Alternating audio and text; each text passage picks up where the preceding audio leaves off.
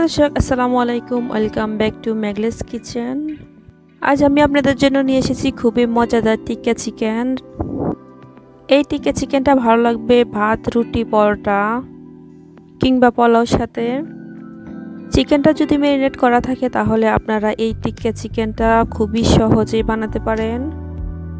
চলেন তাহলে আমরা দেখে নিই কীভাবে এই রেস্টুরেন্টের স্টাইলে টিক্কা চিকেন বানাতে হবে।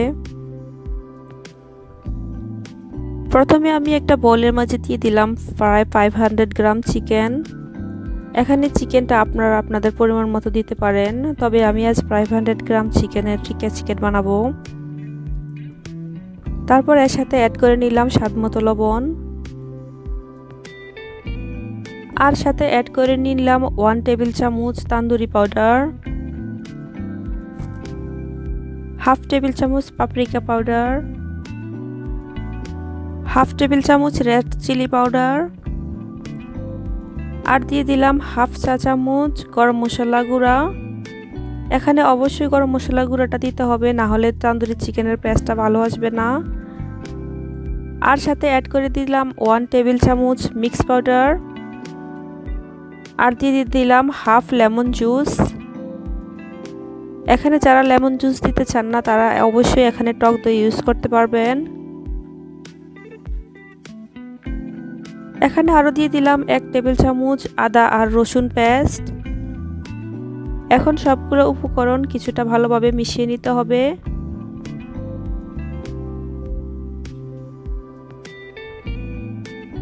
কিছুক্ষণ ভালোভাবে মেশানো হয়ে গেলে এর মাঝে আমি দিয়ে দিব কিছুটা পরিমাণ সরিষার তেল। এখানে চাইলে কেউ সরিষার তেল দেওয়াটা স্কিপ করতে পারেন, কারণ এই সরিষার তেলটা দিয়েছি আমি একটা দেশীয় ফ্লেভার আনার জন্য। তবে এই সরিষার তেলটা দিলে সুন্দর একটা ঘ্রাণ আসে আর চিকেনটা খেতে ভীষণ মজাদার লাগে। সরিষার তেলটা ভালোভাবে মেশানো হয়ে গেলে চিকেনটাকে আমি একটা প্লাস্টিক দিয়ে কভার করে ফেলবো, আর এটাকে রেখে দেবো হাফ অ্যান আওয়ারের জন্য।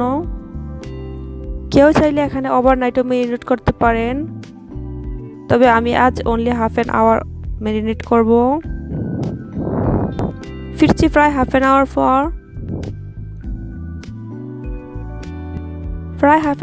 ফিরে এলাম। এখানে আমার চিকেনটা অলরেডি ম্যারিনেট করা হয়ে গেছে। এখন আমি একটা চামচের সাহায্যে একটু ভালোভাবে মিশিয়ে নেব।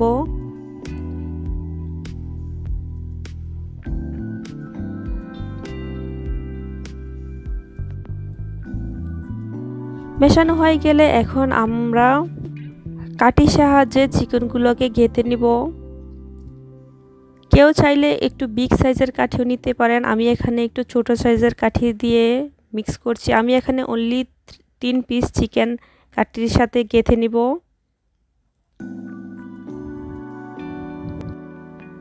যারা ভেজিটেবল পছন্দ করেন তারা এখানে মিডলে ভেজিটেবলও দেওয়া যাবে। আমি আজ ভেজিটেবল ছাড়াই করব। আমার এখানে সবগুলা চিকেন গাঁথা হয়ে গেছে, আশা করি আপনারা দেখেই বুঝতে পারছেন। এখন আমি চিকেনগুলোকে হালকা তেলে ফ্রাই করে নিব। এখানে আমি একটা প্যান বসিয়ে দিয়েছি আর দিয়ে দিলাম সামান্য সরিষার তেল।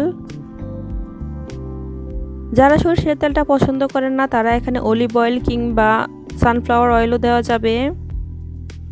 আর যারা ফ্রাইটা পছন্দ করেন না তারা এখানে গ্রিল করেও খেতে পারেন। এখন আমি একটা একটা করে চিকেন দিয়ে দিব। চিকেনগুলোকে একটু ভালোভাবে ফ্রাই করতে হবে যাতে একদম পুরো দাগ লেগে যায়। চিকেনের প্রত্যেকটা সাইড প্রায় 5 থেকে 7 মিনিট ভাজতে হবে।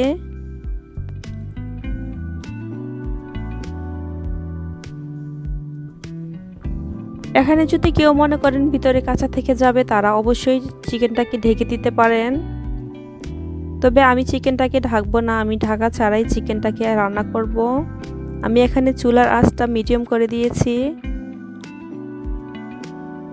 চুলার আঁচটা হাই করে দিলে চিকেনগুলো ভেতরে সেদ্ধ হবে না, চুলার আঁচটা অবশ্যই মিডিয়াম করে দিতে হবে।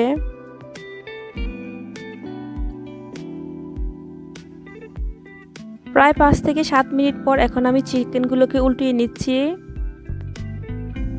চিকেনগুলো এক সাইড অনেক সুন্দরভাবে কালার চলে এসেছে এবং কি অনেক নাইস একটা পোড়া পোড়া ভাব চলে এসেছে।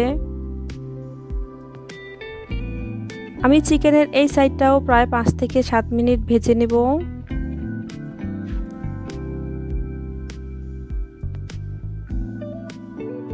চিকেনগুলো মোটামুটি হয়ে এসেছে, প্রায় 1 থেকে 2 মিনিট আরও চিকেনগুলোকে ফ্রাই করে এখন আমি এগুলোকে উঠিয়ে নেব।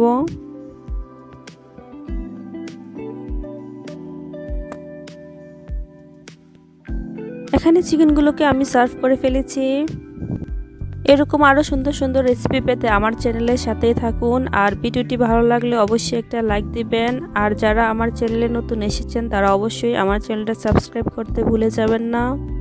রেসিপিটা কেমন হয়েছে অবশ্যই কমেন্টস বক্সে জানাবেন। থ্যাংক ইউ সবাইকে।